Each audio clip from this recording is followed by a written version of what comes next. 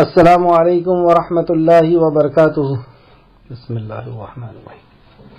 الحمد للہ ان الحمد للہ نحمده ونستعینه ونستغفره ونعوذ باللہ من شرور انفسنا ومن سیئات اعمالنا من يهده الله فلا مضل له ومن يضلل الله فلا هادي له واشهد ان لا اله الا الله واشهد ان محمدا عبده ورسوله.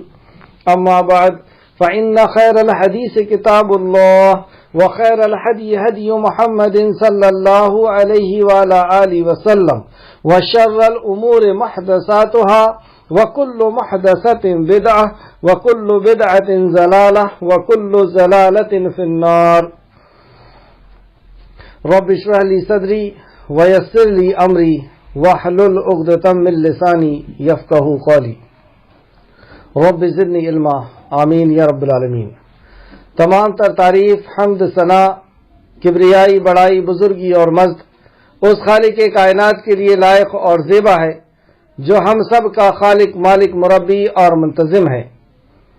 درود و سلام ہو انبیاء اکرام پر جنہیں انس اور جن کی رشد و ہدایت کے لیے مبعوث فرمایا گیا، خصوصاً رحمت للعالمین امام الانبیاء نبی مکرم محمد صلی اللہ علیہ وسلم پر اور آپ کے اہل بیت پر، آپ کے اعلی اصحاب پر. اس مختصر سے درود و سلام کے بعد معزز سامعین اکرام، اللہ رب العزت کے فضل و کرم سے آج انشاءاللہ تعالی 13واں پارہ شروع ہوگا. جیسا کہ ہم جانتے ہیں کہ سورہ یوسف چل رہا ہے. سورہ یوسف کی پچھلی کلاسوں میں ہم نے جو پڑھا اس کو سرسری طور پر پچھلی کلاس کا ہم دیکھیں گے تاکہ آگے کی چیز کو سمجھنے میں ہمارے لیے آسانی ہو. یوسف علیہ السلام بھائیوں کے حسد کی بنیاد پر اس کا شکار ہوئے، حسد کا، اور انہوں نے انہیں کنویں میں ڈال دیا یہ سوچ کر کے کہ یہ راستہ ہٹ جائے گا، مطلب یوسف اگر ہمارے سامنے سے ہٹ جائیں گے تو والد کا چہرہ ہمارے طرف ہو جائے گا، یعنی والد کی محبت کے حقدار ہم ہو جائیں گے، والد ہم سے محبت کرنے لگیں گے، جو مقام و مرتبہ یوسف کا ہے وہ مقام و مرتبہ ہمیں مل جائے گا. اس غرض سے انہوں نے ان کو قتل کرنے کے بارے میں پہلے سوچا، پھر بعد میں یہ رائے طے ہوئی کہ ان کو کنویں میں ڈال دیتے ہیں. کنویں میں ڈال دیا گیا. جب کنویں سے نکلے تو چند درہم میں ان لوگوں نے اپنے ہی بھائی کو بیچ دیا. یوسف علیہ السلام وہاں پہ خاموش رہے، کیونکہ اگر وہ یہ بتا دیتے حقیقت اس قافلے والوں کو تو یہ بھائی مار ڈالنے کے بھی لیے آمادہ ہو جاتے. اس لیے یوسف علیہ السلام خاموش رہے. جبکہ آپ چھوٹے تھے، یوسف علیہ السلام کو وہاں لے جا کر کے پھر مصر میں بیچ دیا گیا. مصر کے بادشاہ نے آپ کو خریدا، مصر کے عزیز نے آپ کو خریدا، بادشاہ نے نہیں، عزیز مصر نے آپ کو خریدا، یعنی وزیر نے. اور عزیز مصر نے آپ کو پہچان بھی لیا کہ یہ آگے چل کر کے بہت قیمتی بچہ بننے والا ہے، تو اپنی بیوی سے کہا کہ اس کو عام غلاموں کی طرح نہیں رکھنا ہے، اچھے سے اس کی پرورش کرنا ہے، ہو سکتا ہے کہ آگے چل کر کے ہم اسے آزاد کریں اور اپنا بیٹا ہی اسے بنا لیں. یوسف علیہ السلام وہاں پہ پروان چڑھنے لگے، اور جب اپنی جوانی کو پہنچے اور ادھر بھائیوں نے شرٹ کو، قمیض کو خون میں رنگ کر کے اپنے والد کو دکھایا، والد اس شرٹ کو دیکھ کر کے پہچان گئے کہ یہ یوسف کی نہیں ہے، اور ویسے بھی وہ اس خواب کے ذریعے سے یہ بات جانتے تھے اور وقت کے نبی بھی تھے کہ میرے بعد نبوت کے حقدار جو ہیں، میرے بعد جو نبی بنیں گے وہ یوسف ہوں گے. یہ یوسف کو نہیں مارے ہیں، یوسف زندہ ہیں اور یوسف انہیں ملیں گے، اور ایک دن ان کو یوسف کے سامنے اپنے آپ کو سرنگو کرنا ہوگا، اپنے آپ کو اس کے سامنے جھکانا ہوگا، شرمندہ ہونا ہوگا، اور اس کی نبوت کو قبول کرنا ہوگا، اس کی بادشاہت کو قبول کرنا ہوگا. یعقوب علیہ السلام اس بات کو جانتے تھے اور انہوں نے کہا کہ اب تو مجھے صبر کرنا ہوگا، اور صبر جمیل، کہ جس صبر کے اندر کوئی شکایت نہ ہو اور جو کچھ بھی بات ہو وہ اللہ سے ہو. ادھر یوسف علیہ السلام جب اپنی جوانی کو پہنچے تو ملکہ مصر ہی ان سے بدکاری کرنے کے لیے آمادہ ہونے لگی اور انہیں پھسلانے لگی. جیسے تیسے کر کے یوسف علیہ السلام اس سے بچے، لیکن پھر مصر کی دوسری خواتین یوسف علیہ السلام کے اوپر اپنی جان نچھاور کرنے لگی اور ان کو اپنے مکر و فریب میں پھنسانے کی کوشش کرنے لگی. وہاں پہ یوسف علیہ السلام نے اللہ رب العزت سے دعا کی، جو آیت نمبر 33 میں اللہ رب العزت نے ذکر کیا ہے. اور یوسف نے کہا، اے ہمارے رب، مجھے قید خانہ ہی اس سے زیادہ پسندیدہ ہے جس کی طرف وہ عورتیں مجھے بلاتی ہیں، اور اگر تو نے ان کا مکر مجھ سے دور نہ کیا تو میں ان کے طرف مائل ہو جاؤں گا اور میں جاہلوں میں سے ہو جاؤں گا۔ تو اللہ رب العزت سے یوسف علیہ السلام نے مدد مانگی کہ اللہ ان سے بچنے کے لیے اور اللہ کی ناراضگی سے بچنے کے لیے انہوں نے جیل میں جانا ہی بہتر سمجھا کہ اللہ رب العزت میرا ناراض نہ ہو، کہیں ایسا نہ ہو کہ ان کے میں مکر فریب میں آ جاؤں۔ تو اللہ رب العزت سے دعا کی اور تدبیر بھی اختیار کی۔ آپ جیل میں چلے گئے اور جیل میں جانے کے بعد آپ کو جو منصب رسالت عطا کیا گیا اس کو بخوبی آپ نے انجام دیا۔ وہاں کے قیدیوں کو اللہ رب العزت کی معرفت کراتے، توحید کی دعوت دیتے، آخرت کی دعوت دیتے اور اپنے زندگی کے مقصد کے بارے میں بتاتے۔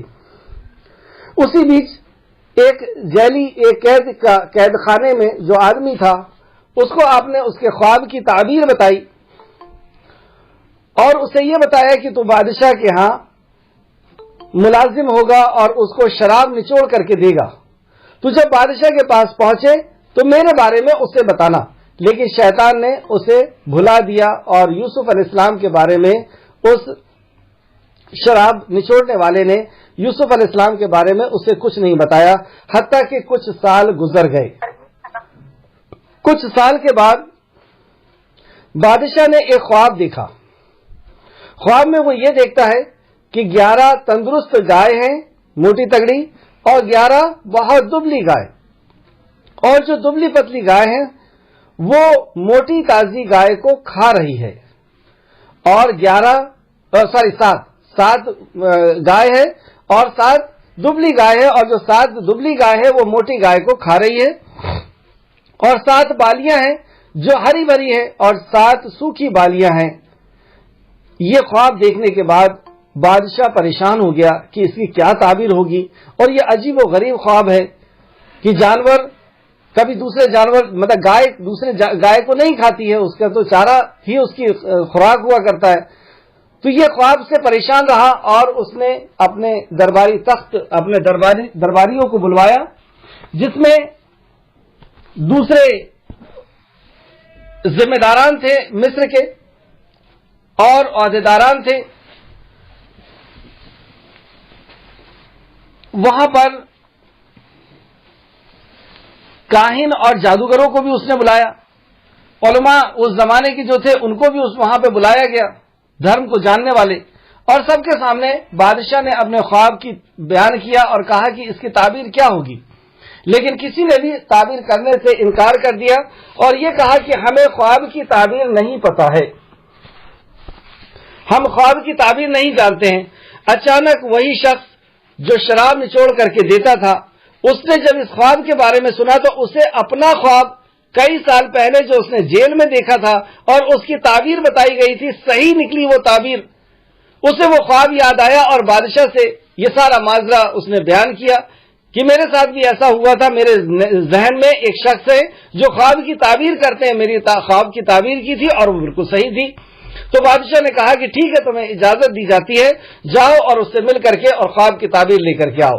یہ یوسف علیہ السلام کے پاس پہنچتا ہے اور یوسف علیہ السلام سے کہتا ہے کہ مجھے وہ خواب کی تعبیر بتا دو، ہم تمہیں صادق سمجھتے ہیں۔ اس نے تعریف کیا یوسف علیہ السلام کی جا کر کے اور یوسف علیہ السلام سے خواب بیان کیا۔ یوسف علیہ السلام نے اسے ڈانٹا نہیں، جھڑکا نہیں کہ تم اتنے سال بعد میرے پاس آ رہے ہو، اور یہ بھی نہیں کہا کہ میں خواب کی تعبیر نہیں بتاؤں گا جب تک کہ میں جیل سے نہ نکال دیا جاؤں۔ اس طریقے کی کوئی بھی بات یوسف علیہ السلام نے نہیں کی اور یوسف علیہ السلام نے اس خواب کی تعبیر بتا دی۔ صرف تعبیر ہی نہیں بتائی، اسے یہ بھی بتایا کہ اس مصیبت اور پریشانی جو آنے والی ہے اس سے کس طریقے سے نپٹا جائے گا۔ تو آپ نے تعبیر بتائی کہ 7 سال تک بہت اچھی فصل اگے گی اور اس کے بعد قحط سالی ہو جائے گی، اس کے بعد بارش نہیں برسے گی اور زمین کوئی بھی غلہ، کوئی بھی سبزی اور کوئی بھی چیز نہیں اگائے گی۔ ایسی سخت دن آنے والے ہیں مصر کے اوپر، ملک کے اوپر، اور اس ٹائم میں جب اچھی فصل ہوگی تو تم دانے کو بالیوں سے نہیں نکالنا، کیونکہ اگر بالیوں سے نکالو گے تو وہ خراب ہو جائیں گے۔ اور یہ بات جا کر کے بادشاہ کو جب اس شخص نے بتایا کہ اس کی تعبیر انہوں نے یہ کی ہے تو بادشاہ بہت زیادہ متاثر ہوا۔ وہ یوسف علیہ السلام سے ملا، یہ بادشاہ ہے، اور وہ جو تھا عزیز مصر تھے، یعنی وہ وزیر تھے۔ یہ بادشاہ نے جب اس بات کو سنا تو وہ بہت زیادہ متاثر ہوئے کہ یہ شخص ہے جو خواب کی تعبیر بھی بتاتے ہیں اور خوش اخلاق بھی ہیں۔ انہوں نے کوئی شرط نہیں لگائی کہ مجھے نکالو جب میں بتاؤں گا، یا مجھے بادشاہ کے پاس لے کے چلو میں اسی کے منہ سے سنوں گا جب میں بتاؤں گا، ایسی کوئی بھی، یعنی یہ خوش اخلاق شخص ہے۔ کتنی بات اس کو پتہ چلی؟ سب سے پہلے کہ وہ تعبیر کے جاننے والے ہیں، اور تعبیر کا جاننا، کیونکہ تعبیر خواب تو اللہ کی طرف سے دکھا ہے، تقدیر کا جاننے والا تو اللہ رب العزت ہے، اللہ کی بات کا جاننے والا ہے، تعبیر کا جاننے والا ہے۔ اس بات سے بادشاہ بہت متاثر ہوا۔ دوسری بات کہ یہ خوش اخلاق بھی ہیں، یہ اچھے اخلاق کے مالک بھی ہیں۔ تیسرا کہ وہ پاک دامن ہے۔ چوتھا کہ وہ رعایا کی خیر خواہی کرنے والے ہیں۔ اسی لیے انہوں نے بتایا کہ صرف خواب نہیں بتایا، خواب کے ذریعے سے جو پریشانی کے بارے میں پتہ چلا اس پریشانی کا حل بھی بتایا۔ تو بادشاہ نے کہا کہ اسے میرے پاس طلب کرو، انہیں میرے پاس لے کر کے آؤ۔ جب یوسف علیہ السلام کو یہ خبر ملی کہ بادشاہ نے طلب کیا ہے تو ہونا تو یہ چاہیے تھا، یا ہم ہوتے تو یوں کرتے کہ فوراً جیل سے نکلنے کے بارے میں سوچتے اور نکل جاتے، لیکن یوسف علیہ السلام نے کہا کہ نہیں، میں اس وقت تک نہیں نکلنا چاہتا جب تک یہ پتہ نہ چل جائے کہ ان عورتوں کا کیا معاملہ تھا، جو الزام میرے اوپر لگایا گیا ہے اس کا کیا معاملہ تھا، تاکہ عزیز مصر بھی یہ جان لے کہ میں نے اس کے پیٹھ پیچھے اس کی خیانت نہیں کی ہے۔ عزیز بادشاہ نے عورتوں کو طلب کیا۔ جب عورتیں سامنے آئیں اور بادشاہ نے یہ پوچھا کہ کیا معاملہ تھا یوسف کا، تو عورتوں نے کہہ دیا کہ ہم نے تو اسے پاک دامن دیکھا اور ہم نے اس کے اندر کوئی کمی اور کوئی کمزوری نہیں دیکھی۔ عزیز مصر سے جب پوچھا گیا تو اس نے بھی یہی کہا کہ یہ میں نے اسے پھسلایا تھا، میں نے اس کو برگلانے کی کوشش کی تھی، اپنے جال میں لانے کی کوشش کی تھی، لیکن وہ پاک دامن رہا اور اس نے کوئی بھی ایسا جرم نہیں کیا ہے۔ جب یہ بات عزیز مصر کو پتہ چلی تو عزیز مصر اور زیادہ خوش ہوئے۔ اب ہم دیکھتے ہیں پارہ نمبر 13 آیت نمبر 53۔ اس کے بعد کیا ہوتا ہے؟ اعوذ باللہ من الشیطان الرجیم وما ابرئ نفسی، اور میں اپنے نفس کو بری نہیں کرتا، بے شک نفس تو برائی پر اکساتا ہے مگر جس پر میرا رب رحم کرے، بے شک میرا رب غفور اور رحیم ہے۔ نفس کی ایک خصلت یہاں پہ بتائی گئی کہ نفس برائی کی طرف آمادہ کرتا ہے۔ نفس تین قسم کی، قرآن کے اندر تین قسم کی نفس کا ذکر آیا ہے۔ نفس امارہ، لفظ لوامہ اور نفس مطمئنہ، مطمئن نفس۔ تو یہ نفس جو ہوتی ہے اس کے اندر یہ صفت ہی ہے کہ یہ برائی کی طرف آمادہ کرتی ہے، نافرمانی کی طرف آمادہ کرتی ہے۔ تو یہ جو آیت ہے، آیت نمبر 53، اس کے تعلق سے دو رائے ہیں۔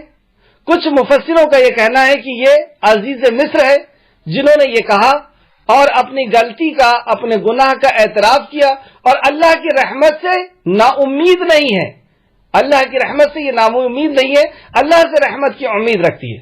کچھ مفسروں کا یہ کہنا ہے کہ یہ یوسف علیہ السلام ہے جو اپنے تعلق سے یہاں پر بیان کر رہے ہیں اور اس کو اللہ رب العزت نے نوٹ کیا ہے، لیکن زیادہ صحیح رائے یہی ہے کہ یہ عزیز مصر کا قول ہے، مطلب اس خاتون کا قول ہے، اور وہ کیا کہتی ہیں، اور میں اپنے نفس کی سے بری نہیں ہوں، مطلب میرے نفس نے مجھے برگلایا اور میں اس کے شکار ہو گئی، اور بے شک نفس تو برائی پر اکساتا ہے، نفس تو ہے ہی برائی پر اکسانے والا، مگر جس پر میرا رب رحم کرے، لیکن اللہ رب العزت جسے بچا لے، اس نفس کی شرارت سے جسے اللہ رب العزت بچا لے، بس وہی بچ سکتا ہے۔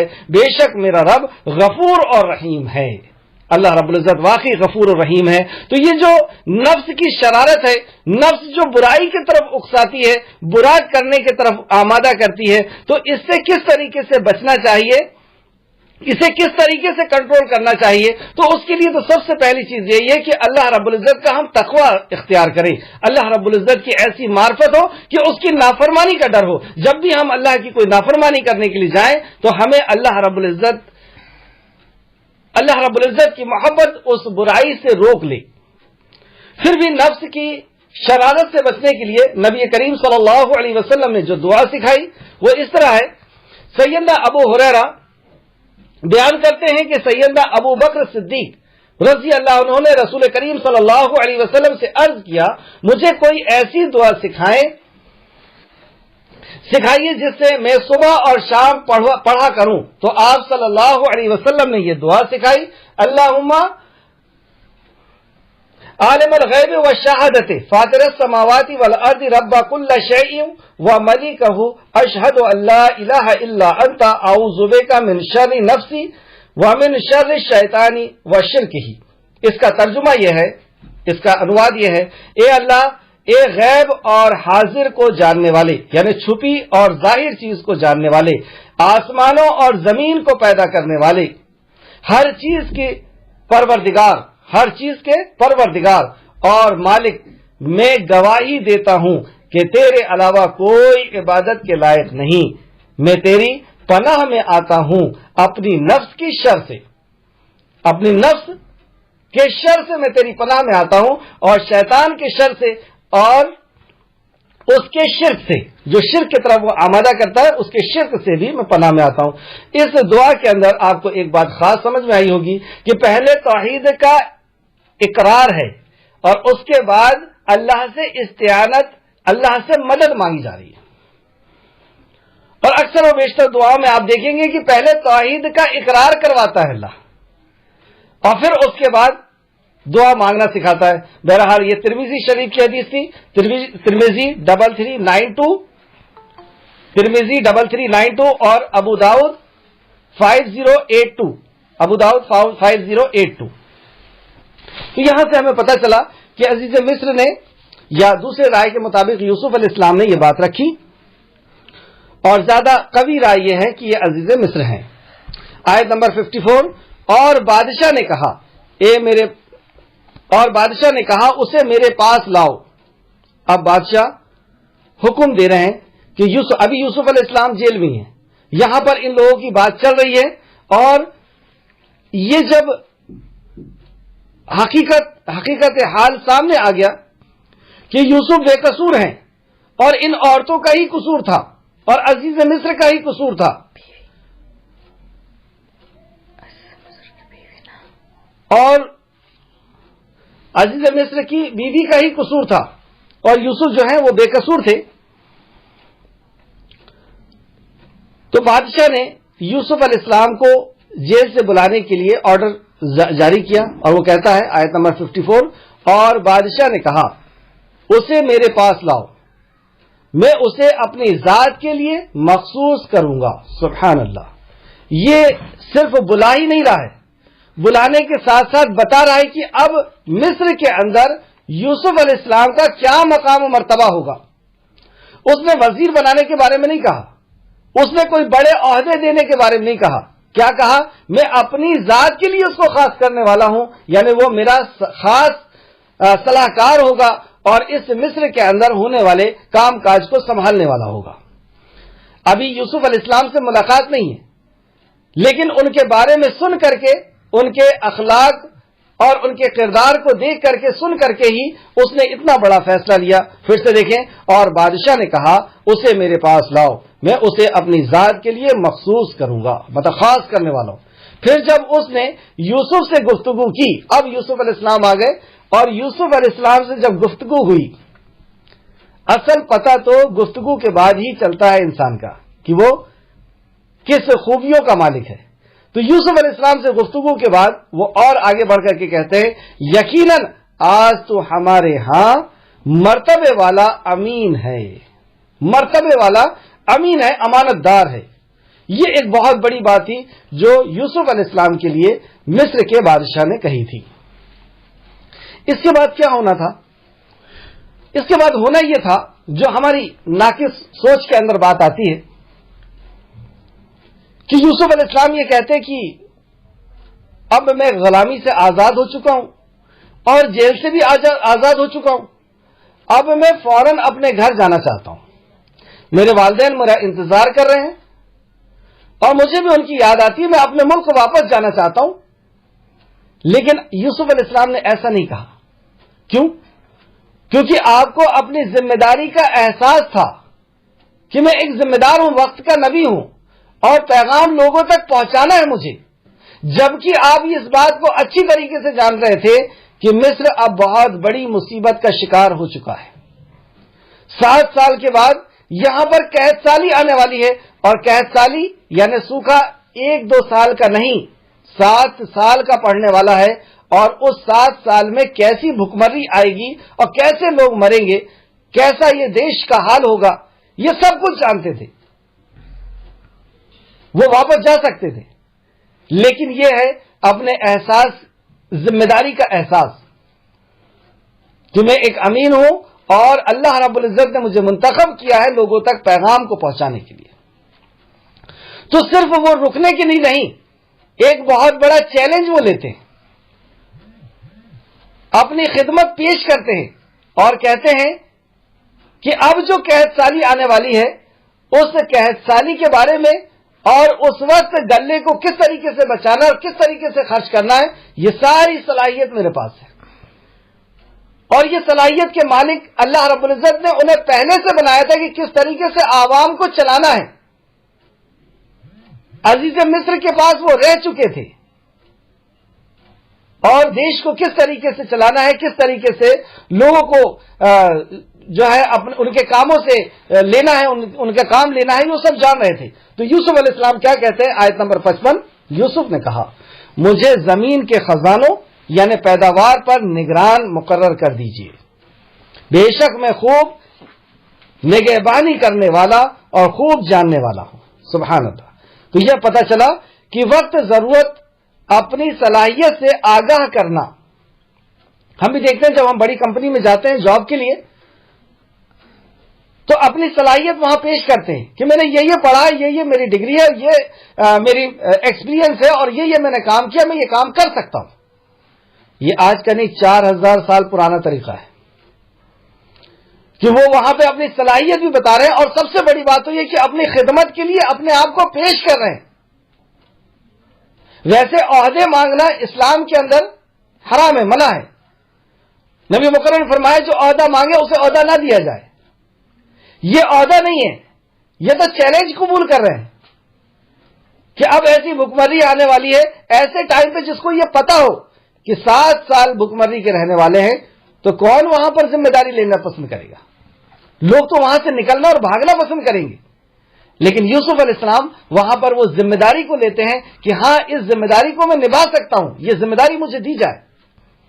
پھر سے دیکھیں آیت نمبر 55, یوسف علیہ السلام نے کہا مجھے زمین کے خزانے پیداوار پر نگران مقرر کر دیجئے, بے شک میں خوب نگہبانی کرنے والا یعنی اس کی حفاظت کروں گا. اللہ کی طرف سے بتا دیا گیا تھا, خواب کی تعبیر میں وہ سمجھ چکے تھے کہ جب 7 سال بہت اچھے رہیں گے, بہت اچھی فصلیں ہوں گی, تو اس وقت مجھے کاشتکاری کرنا ہے اور اس کو اسٹور کرنا ہے, اور خوب جاننے والا ہوں. اللہ رب العزت کی طرف سے آپ جاننے والے بھی تھے, تو آپ نے کہا کہ میں خوب جاننے والا ہوں, میں اس کام کو کروں گا انشاءاللہ تعالی. آگے دیکھتے ہیں آیت نمبر 57, اور اس طرح ہم نے یوسف کو زمین مصر میں اقتدار دیا. زمین مصر میں اقتدار, آپ کو اقتدار مطلب سمجھ رہے ہیں آپ, اقتدار یعنی ان کے اوپر اب کوئی نہیں, یہ بادشاہ کے قائم مقام آ چکے, ان کو بادشاہت دے دی گئی, اور اس کی تفسیر جو ہے وہ آگے آ رہی ہے.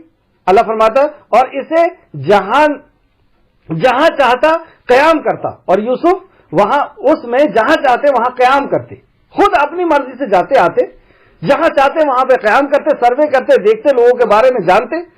تو ان کے پیچھے کوئی اور حکمران نہیں تھا کہ وہ ان کو آرڈر دے گا کہ کہاں جانا ہے, کہاں سے آنا ہے, کیا کرنا ہے, کوئی نہیں. یہ اپنی مرضی کے مالک ہو گئے. پورے مصر کے اندر اللہ نے وہ اقتدار آپ کو, وہ بادشاہ عطا فرما دی. سبحان اللہ. ہم اپنی, اور اللہ آگے کیا فرماتا, ہم اپنی رحمت سے جسے چاہتے ہیں نوازتے ہیں. یہ اللہ کی رحمت ہے. اور اللہ رب العزت جب کسی کے اوپر رحمت کرتا ہے, یعنی جب کسی سے محبت کرتا ہے, جب کسی کو دوست بناتا ہے, تو اس کی کیا شرائط ہوا کرتی ہیں. اور جب کوئی دوست بن جاتا ہے تو اللہ کی رحمت اس کے اوپر جب آتی ہے تو پوری دنیا اس کے لیے کیسی مطیع اور فرما بردار, یا دنیا اس کے لیے کیسی نچھاور کر دیا جاتا ہے. اس کے تعلق سے ایک حدیث آپ دیکھیں گے, لیکن یہاں پہ ہم دیکھیں گے کہ ان کو یہ ساری چیز کیوں دی گئی, اور ہم نے نیکی کا اجر ضائع نہیں کرتے. اللہ آگے فرماتا ہے کہ ہم نے ان نیکیوں کا اجر ضائع نہیں کرتے. مطلب وہ محسن تھے, محسنین, احسان کرنے والے, نیکی کرنے والے تھے, اور اللہ فرماتا ہے کہ نیکی کا اجر ہم ضائع نہیں کرتے. تو جب اللہ رب العزت کسی کو سے محبت کرتا ہے, یعنی اسے اپنی رحمت سے نوازتا ہے, تو کیا کرتا ہے؟ اس تعلق سے ایک حدیث ملاحظہ فرمائے, ایک حدیث دیکھیں.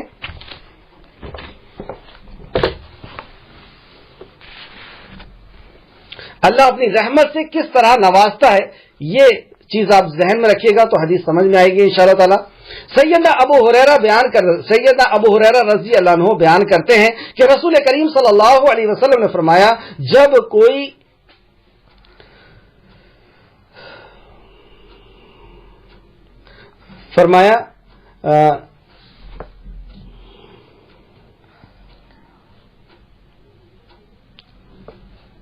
جب اللہ تبارک و تعالی کسی بندے سے محبت فرماتا ہے, محبت, جب اللہ رب العزت کسی بندے سے محبت فرماتا ہے, محبت کب فرماتا ہے اللہ نے سورہ بقرہ کی آیت نمبر سورہ آل عمران میں فرمایا, قل ان کنتم تحبون اللہ فاتبعونی یحببکم اللہ ویغفر لکم ذنوبکم واللہ غفور رحیم. اے نبی مکرم صلی اللہ علیہ وسلم, ان سے کہہ دیجئے کہ اگر یہ اللہ سے محبت کرتے ہیں تو میری اتباع کریں, تب اللہ ان سے محبت کرے گا اور ان کے گناہوں کو دھو دے گا. تو اللہ ہم سے کب محبت کرے گا؟ جب ہم نبی کریم صلی اللہ علیہ وسلم کی اطاعت کریں گے. اور اللہ رب العزت نے ہر دور میں ان سے محبت کیا ہے جو اللہ کی اور اللہ کے نبیوں کی اطاعت اور فرمانبرداری کرتے ہیں. تو یہاں پہ یوسف علیہ السلام نے اللہ رب العزت کے حکموں کی فرمانبرداری کی, آپ نے نیک کام کیے, آپ نے صالح کام کیے, محسنین اللہ رب العزت نے استعمال کیا آپ کے لیے کہ وہ محسن تھے. تو اللہ رب العزت نے انہیں پسند کیا اور ان سے محبت کیا. تو جب اللہ رب العزت کسی سے محبت کرتا ہے تو کس طریقے سے اقتدار دیتا ہے, زمین کی بادشاہت دیتا ہے, زمین کے اندر امن و امان دیتا ہے, خوشی اور اطمینان دیتا ہے. اس تعلق سے یہ حدیث ہے کہ سیدنا ابو ہریرہ رضی اللہ عنہ بیان کرتے ہیں کہ نبی کریم صلی اللہ علیہ وسلم نے فرمایا, جب اللہ سبحانہ و تعالی کسی سے محبت فرماتا ہے تو جبرائیل علیہ السلام کو بلا کر فرماتا ہے, میں فلاں بندے سے محبت کرتا ہوں, لہذا تم بھی اس سے محبت کرو. کس سے کہتا ہے؟ جبرائیل علیہ السلام سے, جو فرشتوں کے سردار ہیں. اب فرشتوں کے سردار اپنے دوسرے فرشتوں میں جاتے ہیں اور کیا کہتے ہیں؟ تب جبرائیل علیہ السلام اس سے محبت کرتے ہیں, پھر جبرائیل السلام بھی اس سے محبت کرنے لگتے ہیں, اور تمام آسمان میں منادی کر دی جاتی ہے, یعنی اعلان کر دیا جاتا ہے کہ اللہ تبارک و تعالیٰ فلاں بندے سے محبت فرماتا ہے, اس لیے تم لوگ بھی اس سے محبت کرو. آسمان والے بھی اس سے محبت کرنے لگتے ہیں. سبحان اللہ. زمین میں یہ ہے, لیکن آسمان والے اس سے محبت کرنے لگتے ہیں. پھر اس کی زمین والوں کے مقبول بنا دیا جاتا ہے, اسے پھر زمین والوں میں مقبول بنا دیا جاتا ہے, ایک اچھا اقتدار انہیں عطا کر دیا جاتا ہے. اسی طرح اگر اللہ تبارک و تعالیٰ کسی بندے کو ناپسند فرمائے, اللہ رب العزت کسی کو محبت نہ کرے, پسند نہ فرمائے, تو جبرائیل علیہ السلام کو بلاتے ہیں اور کہتا ہے کہ میں فلاں سے نفرت کرتا ہوں, اس لیے تم بھی اس سے نفرت کرو. جبرائیل علیہ السلام بھی اس سے نفرت کرتے ہیں. پھر وہ آسمان والوں میں منادی کرتے ہیں کہ بے شک اللہ تبارک و تعالی فلاں بندے سے نفرت کرتا ہے, اس لیے تم بھی اس سے نفرت کرو. تو اہل آسمان اس سے نفرت کرنے لگتے ہیں اور پھر اس کو زمین والوں میں بھی ناپسندیدہ بنا دیا جاتا ہے, پھر اسے زمین والوں میں بھی ناپسندیدہ بنا دیا جاتا ہے. اور جب اللہ پسند کرتا ہے تو زمین والوں میں بھی اس کو پسندیدہ بنا دیا جاتا ہے. یہاں پہ ناپسندیدہ, وہاں پسندیدہ بنا دیا جاتا ہے. اس آیت کی تفسیر میں نے یہ حدیث اس لیے لایا ہوں کہ یوسف علیہ السلام مصر کے رہنے والے نہیں ہیں, ان کی آئی ڈی وہاں کی نہیں ہے, وہ دوسرے ملک سے آئے ہیں, کنعان سے, اور مصر کے غلام ہیں وہ, لیکن اللہ رب العزت نے انہیں وہاں پر بادشاہی بخش دی. اور وجہ کیا بتائی؟ کیونکہ وہ محسن تھا, وہ اللہ رب العزت کا مطیع اور فرمانبردار تھے, اور ہم اس ملک کے بادشاہ تھے, اور اللہ رب العزت نے ابھی ہماری ناگرکتا پہ بھی بات آ گئی, رہنا تو بہت دور کی بات ہے, جبکہ ہم یہاں اس ملک کے رہنے والے. اتنا بڑا ڈفرنس کہ یوسف علیہ السلام اس ملک کے نہیں ہیں, غلام بن کر کے آئے ہیں, بکے ہیں وہاں آ کر کے, اور اللہ رب العزت نے بادشاہت دے کر کے دکھا دی پوری دنیا کے لیے, قیامت تک کے لوگوں کے لیے, اور یہاں پر دے کر کے پھر واپس لے لیا. اب اس حدیث کے اوپر آپ غور کریں کہ جب اللہ رب العزت کسی سے محبت کرتا ہے تو اور محبت کیوں کرتا ہے؟ قل ان کنتم تحبون اللہ فاتبعونی یحببکم اللہ. اگر تم اللہ سے محبت کرتے ہو تو نبی کی اطاعت کرو. فاتبعونی یحببکم اللہ وَيَغْفِرْ لَكُمْ ذُنُوبَكُمْ وَاللَّهُ غَفُورٌ رَحِيمٌ. اور اللہ تم سے محبت کرے گا, تمہارے گناہوں کو بخشے گا. تو اطاعت اور فرمانبرداری ہم نے چھوڑ دیا, تو اللہ رب العزت نے بھی ہم سے اپنے دامن کو یا اپنی رحمت کو اٹھا لیا. یہ بہت غور کرنے والی بات ہے. چلیں آگے دیکھتے ہیں, پھر سے اس آیت کو دیکھیں. اور اسی طرح ہم نے یوسف کو زمین مصر میں اقتدار دیا, وہ اس میں جہاں چاہتے قیام کرتے. ہم اپنی رحمت سے جسے چاہتے ہیں نوازتے ہیں, اور ہم نیکوں کا اجر ضائع نہیں کرتے, ہم محسنین کا اجر ضائع نہیں کرتے. تو ہمارے اوپر جو حالات آئے ہیں یہ ہمارے اعمال کا نتیجہ ہے. جیسے اعمال ہمارے اوپر چڑھے تھے ویسے ہی اعمال ہمارے نیچے, فیصلے ہمارے نیچے اللہ رب العزت کی طرف سے آئے ہیں. اللہ رب العزت کہتا ہے میرے بندوں پر میرا ہی زور چلتا ہے. دوسرے اللہ فرماتا ہے وَلَا تَهِنُوا وَلَا تَحْزَنُوا, تم ڈرو نہیں, تم گھبراؤ نہیں, تم ہی سربلند رہو گے. لیکن کب؟ ان کنتم مومنین, بس تم مومن بن جاؤ. ہمارے اوپر اللہ ہی کا قبضہ ہے, اللہ ہی کی حکومت چلتی ہے, اور ہمارے اوپر تو بہت دور کی بات ہے, ہماری عزت اور ذلت کے اوپر بھی اللہ کا اقتدار ہے. اللہ فرماتا ہے وَتُعِزُّ مَن تَشَاءُ وَتُذِلُّ مَن تَشَاءُ. آج جو عزت کی ہماری یہ حالت ہوئی ہے, بے یار و مددگار, اللہ نے سورہ اسراء کی آیت نمبر 22 کے اندر بھی فرمایا کہ تم اللہ کے علاوہ کسی اور کو الہ مت بنا لینا, ورنہ بے یار و مددگار ہو کر کے پڑے رہ جاؤ گے. آج بے یار و مددگار ہو کر کے پڑے ہوئے ہیں. وجہ کیا ہے؟ ہم نے اپنی پیدائش کے مقصد کو بھلا دیا, ہم نے اللہ رب العزت کی اطاعت و فرمانبرداری کو بھلا دیا. اللہ رب العزت نے یہاں تک ہمیں لے آیا. ابھی بھی ہم ہوش میں آ جائیں, ابھی بھی ہم سچی توبہ اللہ رب العزت سے کر لیں تو اللہ رب العزت ہمارے مقام کو واپس کر دے گا, ورنہ اللہ ہماری حفاظت فرمائے. آگے دیکھتے ہیں آیت نمبر 57. اور یقیناً آخرت کا اجر بہت بہتر ہے ان کے لیے جو ایمان لائے اور انہوں نے تقوی اختیار کیا. یہ تو دنیا کا اجر تھا کہ دنیا میں اللہ رب العزت نے انہیں مال و دولت سے, عزت سے نواز دیا. اصل اجر تو ابھی باقی ہے جو آخرت کا اجر ہے, اور آخرت کے اجر کے لیے بھی وہی شرائط ہے. کیا ہے وہ؟ اور یقیناً آخرت کا اجر بہتر ہے ان کے لیے جو ایمان لائے اور انہوں نے تقوی اختیار کیا. تو آخرت کا گھر اس کے لیے ہے جو ایمان لائے گا اور تقوی اختیار کرے گا. تو دنیا میں بھی اللہ رب العزت اسے جگہ دے گا, عزت دے گا, اور آخرت میں بھی اسے عزت اور جگہ عطا فرمائی جائے گی. تو یوسف علیہ السلام کو اس طریقے سے مصر کے اندر بادشاہت دے دی گئی. یوسف علیہ السلام کیونکہ جانتے تھے کہ آنے والے دن مصر کے لیے کیسے ہیں, خواب کے ذریعے سے, وحی کے ذریعے سے, تو جو پہلے 7 سال خوب فراوانی یعنی غلہ ہونے کے تھے, تو اس وقت یوسف علیہ السلام نے خوب کاشتکاری کروائی یعنی کھیتی کروائی, اور جو غلہ ہوتا تھا اس کو بالیوں سے نہیں نکلواتے تھے, بڑے بڑے اسٹور بنائے گئے اور وہاں پہ بالی سہت دانوں کو رکھا گیا, اور ان کو کوئی کچھ بولنے والا تھا نہیں کہ یہ خود ہی وہاں کے بادشاہ کی پوزیشن میں تھے. تو یہ جتنا چاہتے, جتنے بڑے گوڈاؤن چاہتے بناتے, اور جس طریقے سے بھی چاہتے کھیتی کرواتے, اور وہاں پہ اسٹور کرنا انہوں نے شروع کر دیا. اب قحط سالی شروع ہوئی, 7 سال بعد قحط سالی شروع ہو گئی, پانی گرنا بند ہو گیا اور زمین میں سے سبزیاں اور گلے اگنا بند ہو گئے. آدمی کتنا اسٹور کر کے رکھتا ہے, 1 سال 2 سال, لیکن بارش ہی نہیں ہوگی اور پانی نہیں آئے گا تو پھر کیا حالت ہوگی. ایک تو پانی سے بھی پریشان اور کھانے سے بھی پریشان, سبزیاں تو ہو نہیں رہی ہیں. تو جو اسٹور رہنے والی چیز ہے وہ سوکھی چیز یعنی دانا ہے، اور وہ دانا بھی 1-2 سال میں لوگوں کے پاس ختم ہو گیا۔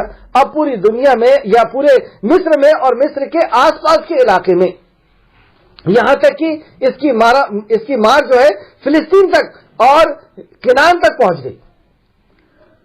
لوگ پریشان ہو رہے ہیں۔ اب یوسف علیہ السلام نے اس غلے کو نکالنا شروع کیا، بالیوں سے نکالنا شروع کیا، اور طے کیا کہ اس کو ہم ایک شخص کے لیے 1 سال میں 1 اونٹ برابر 1 اونٹ کو بھر کر کے اور اس کو غلہ دیا کریں گے۔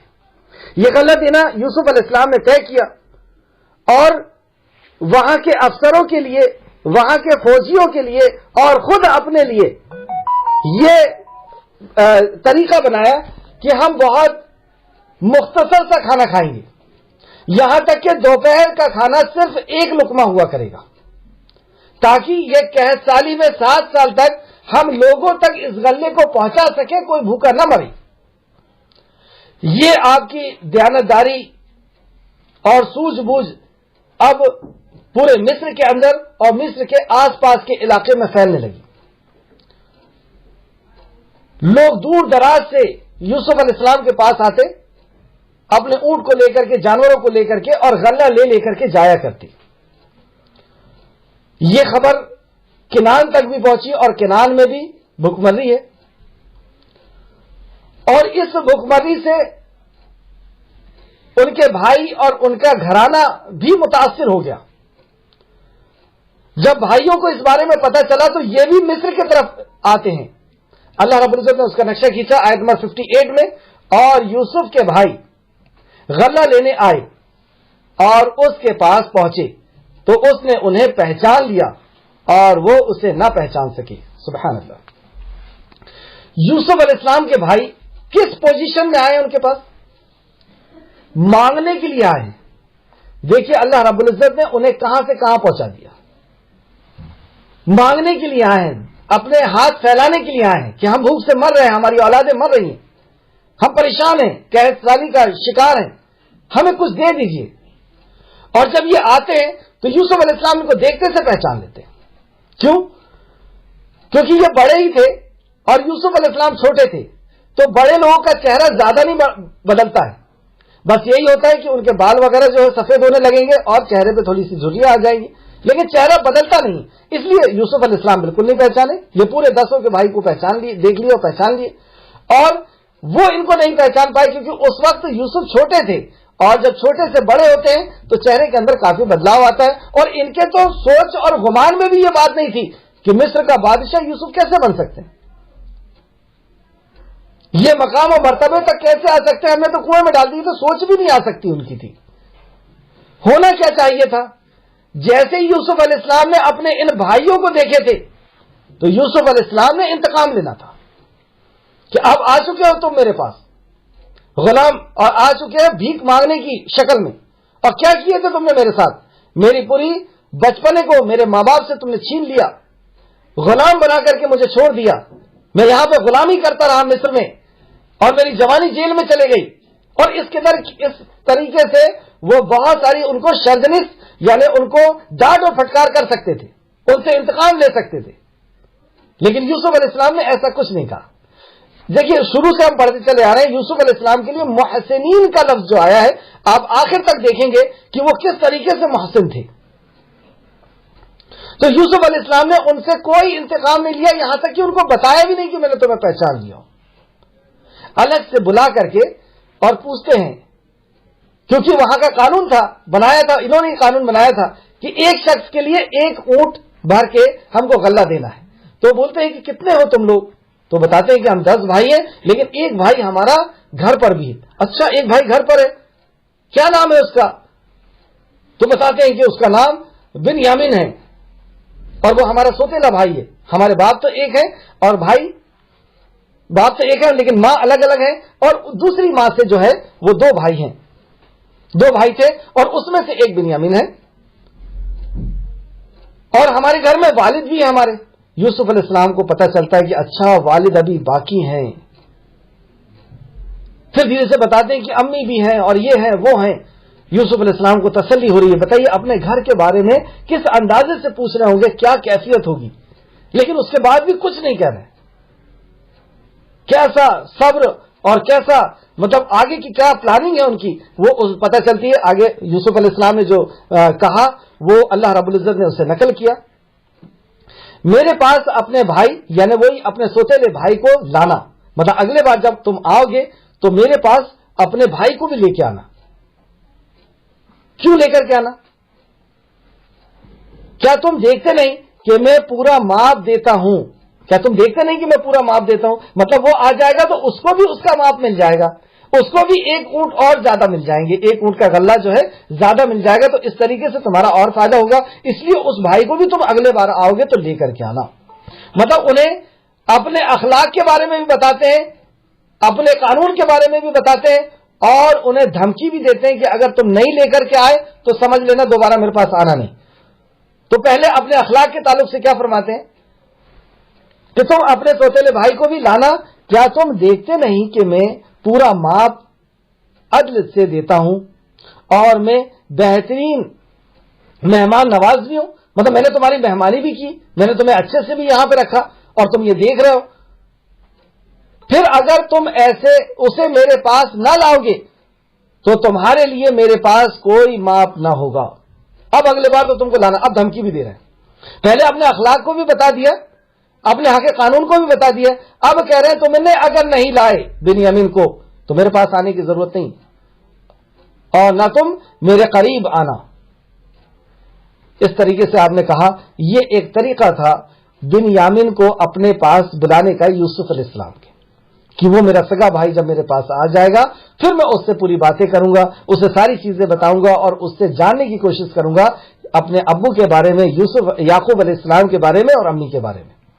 انہوں نے کہا اب یہ بھائی لوگ جب یوسف علیہ السلام نے ان کے بارے میں سامنے یہ بات رکھی کہ تم کو بنیامین کو لے کر کے آنا ہے، تو وہ بھائی لوگ کیا کہتے ہیں؟ انہوں نے کہا ہم عنقریب اس کے باپ یعنی یعقوب علیہ السلام کو یعنی اپنے والد کو وہ کہتے ہیں اس کے بارے میں آمادہ کریں گے اور یقیناً ہم کل ایسا ہی کرنے والے ہیں.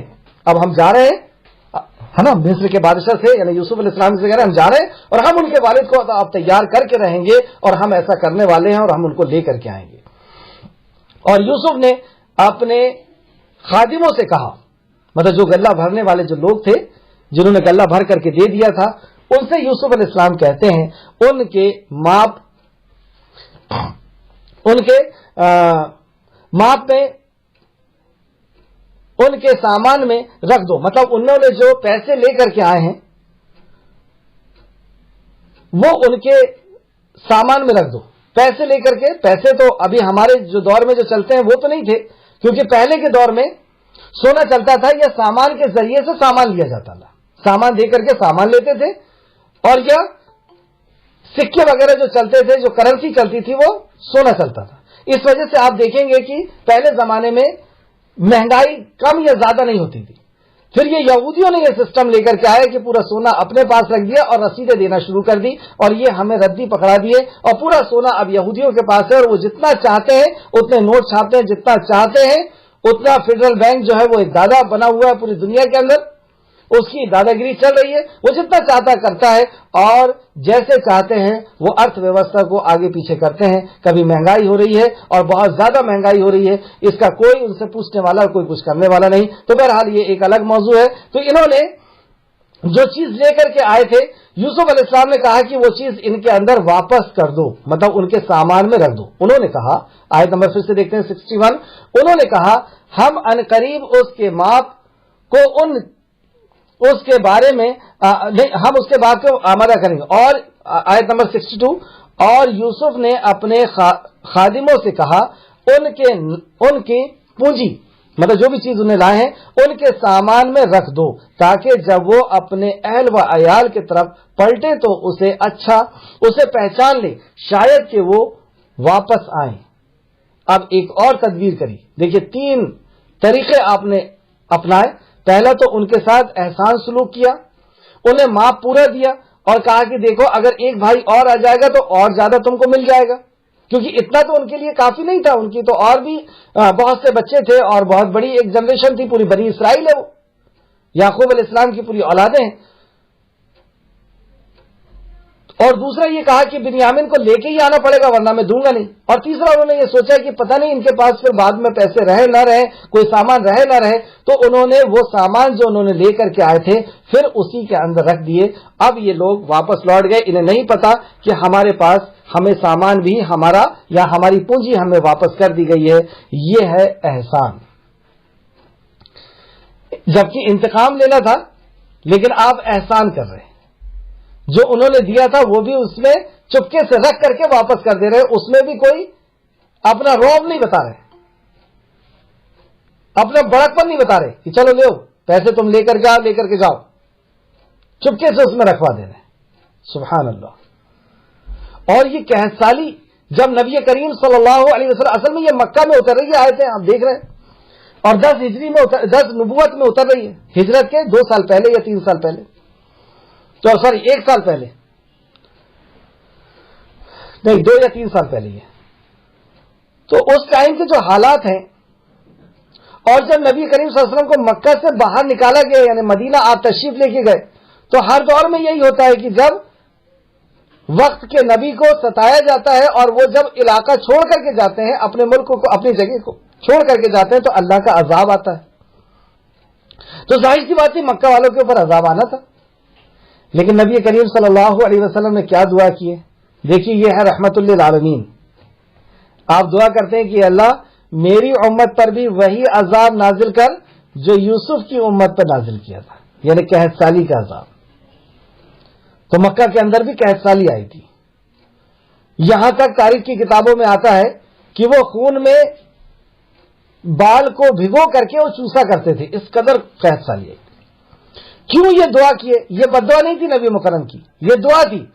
کیونکہ اگر دوسرے قسم کا کوئی عذاب آئے جیسے لوط علیہ السلام کی امت پر, صالح علیہ السلام کے اوپر پر, صالح علیہ السلام کی امت پر, یا نوح علیہ السلام کی امت پر جس طریقے سے عذاب آئے تھے, اگر اس طریقے کا عذاب آئے گا تو مکہ کے لوگ تو ختم ہو جائیں گے, وہ تو تیو بالا ہو جائیں گے, وہ تو مٹا دیے جائیں گے.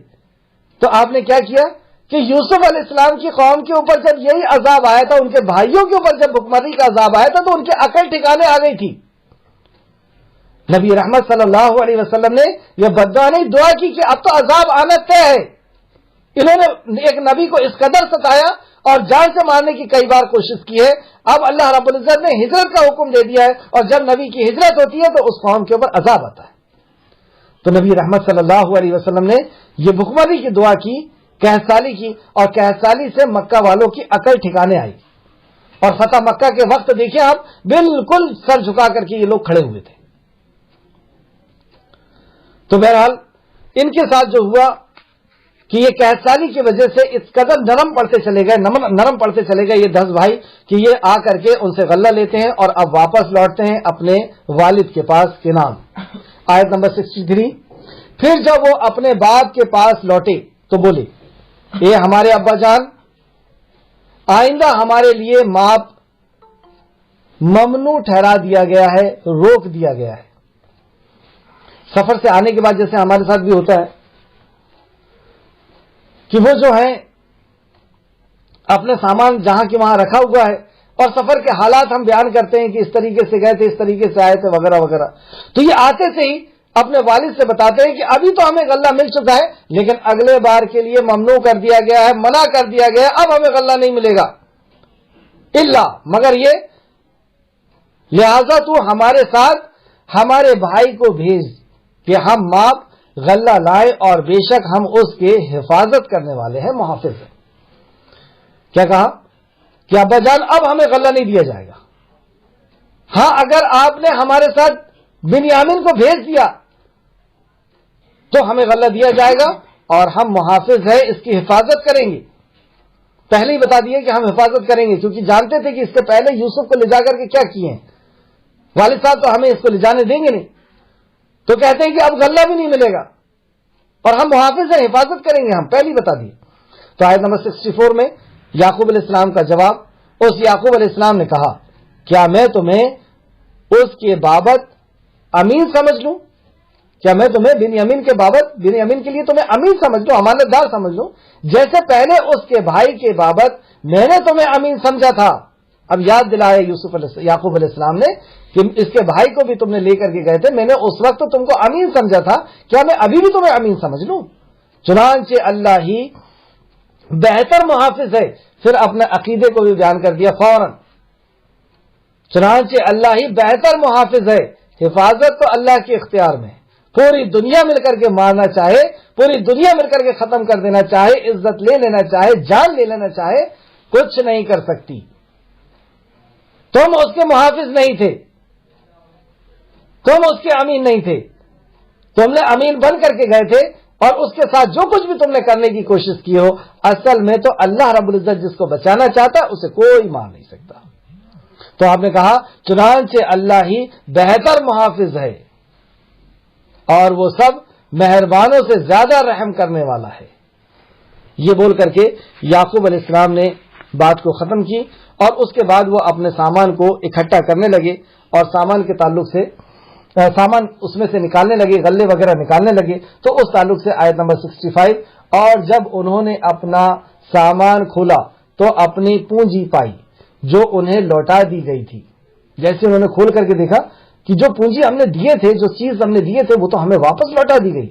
وہ بولے، اب ان کو بڑی خوشی ہوئی اس بات سے، وہ بولے اے ہمارے ابا جان، ہمیں اور کیا چاہیے؟ اب ابا سے خوش ہو کے کہتے ہیں ہمیں اور کیا چاہیے، یہ ہماری پونجی ہمیں لوٹا دی گئی ہے، جو بھی ہم نے سامان دیا تھا وہ ہمیں لوٹا دیے، اور ہم اپنے اہل و عیال کے لیے غلہ لائیں گے. اب تو ہم ضرور جائیں گے اور اب ہم اسے غلہ لے کر کے آئیں گے، اور اپنے بھائی کی حفاظت کریں گے. مطلب اب آپ ہمارے بھائی کو بھی بھیجیے، بنیامین کو بھی بھیجیے، اور ہم اس کی حفاظت کرنے والے، اور ہم ایک اونٹ کا ماپ غلہ زیادہ لائیں گے. آئی وہ بات کہ اگر ان کو بھیج دیں گے تو ایک اونٹ غلہ اور ہمیں مل جائے گا، اور ہم ان کی حفاظت بھی کریں گے. اور اب تو دیکھیے کہ ابھی ہماری پونجی بھی واپس کر دی گئی ہے، کتنا اچھا شخص ہے، کتنا اچھا امین ہے یہ. اور پھر انہوں نے کہا یہ ماپ غلہ تو بہت آسان ہے. آیت نمبر 66، اس یعقوب نے کہا میں اس تمہارے ساتھ ہرگز نہیں بھیجوں گا، بنیامین کو تو میں تمہارے ساتھ ہرگز نہیں بھیجوں گا، حتیٰ کہ تم مجھے اللہ کا پختہ عہد دو. مطلب تم اللہ رب العزت کا عہد اگر لوگے تو بات الگ ہے، تو تم اسے ضرور میرے پاس لاؤ گے. مطلب تم عہد کرو کہ تم بنیامین کو میں تو بنیامین کو پہنچاؤں گا نہیں. پہلی بات تو انہوں نے یہ کہی. ہاں اگر تم اللہ کا عہد لیتے ہو کہ تم اسے واپس لے کر کے آؤ گے بنیامین کو میرے پاس، تو پھر میں پہنچا سکتا ہوں، سوائے اس کے کہ تمہیں گھیر لیا جائے. پھر آگے یہ بھی کہتے ہیں کہ اگر تم سب کو گھیر لیا گیا، تم سب کے اوپر کوئی اٹیک ہو گیا، کوئی حادثہ ہو گیا تو بات الگ ہے، لیکن اگر کوئی ایسا حادثہ نہیں ہوتا، تمہیں گھیرا نہیں جاتا ہے، تو تم وعدہ کرو، تم عہد کرو کہ تم بنیامین کو واپس لے کر کے آؤ گی. پھر جب انہوں نے اسے اپنا پختہ عہد دیا تو وہ بولے جو کچھ ہے، جو کچھ ہم کہتے ہیں اللہ اس پر ضامن ہے. مطلب یہ اللہ رب العزت کی ضمانت ہے، اللہ رب العزت ضامن ہے، اللہ جاننے والا ہے، اللہ خبر رکھنے والا ہے. جو کچھ بھی ہم لوگ کہتے ہیں. اس طریقے سے یعقوب علیہ السلام اپنے بیٹے بنیامین کو ان کے ساتھ پہنچانے کے لیے تیار ہو گئے. اب بنیامین مصر کی طرف ان بھائیوں کے ساتھ جاتے ہیں تو یوسف علیہ السلام کہتے ہیں کہ تم سب نوجوان لڑکے ہو، اور ایک ساتھ ایسے نوجوان لڑکے اور خوبصورت جب جائیں گے مصر کے ایک ہی دروازے سے. مصر کے اس وقت میں 4 دروازے تھے، اور پہلے بھی آپ دیکھتے ہیں کہ بڑے بڑے جو پرانے شہر ہوا کرتے ہیں وہاں پہ 3-3 4-4 دروازے ہوا کرتے ہیں. آخر ٹائم میں دروازوں کو بند کر دیا جاتا ہے اور پورا شہر محافظ ہو جائے، حفاظت میں آ جاتا ہے. تو اس طریقے سے بڑے بڑے ریشوں کے اندر اور شہروں کے اندر بڑے بڑے دروازے ہوا کرتے تھے، اور رات میں ان کو بند کر دیا جاتا تھا. تو مصر کے ایک ہی دروازے سے تم لوگ اگر داخل ہوگے تو لوگ دیکھیں گے کہ اتنے نوجوان اور خوبصورت لڑکے ہیں اور ایک ہی بھائی ہیں یہ سگے، تو ان کو حیرت ہوگی اور وہ ہیبت میں آ کر کے تمہارے اوپر نظر ڈالیں گے. اور وہ نظر جس میں سے جس کے اندر حسد ہوگی یا جس کے اندر جو ہے وہ نظر ان کی آنکھوں سے نظر لگ جائے گی. اب یہ آنکھوں سے نظر کیسے لگتی ہے, کیسے ریس نکلتی ہے اور کیسے حادثے آتے ہیں, کل انشاءاللہ تعالی اس کے بارے میں ہم سمجھیں گے قرآن حدیث کی روشنی میں. اور ان حسد سے یا ان نظر سے بچنے کے لیے کیا طریقے اللہ رب العزت نے نبی مکرم صلی اللہ علیہ وسلم نے بتائے ہیں. اور پھر اس کے بعد بنیامین سے یوسف علیہ السلام بات کریں گے, اور بنیامین کے بات کرنے کے بعد یوسف علیہ السلام اپنے بھائیوں سے کیا گفتگو کرتے ہیں, کس طریقے سے انہیں معاف کرتے ہیں اور کس طریقے سے آگے بات ہوگی.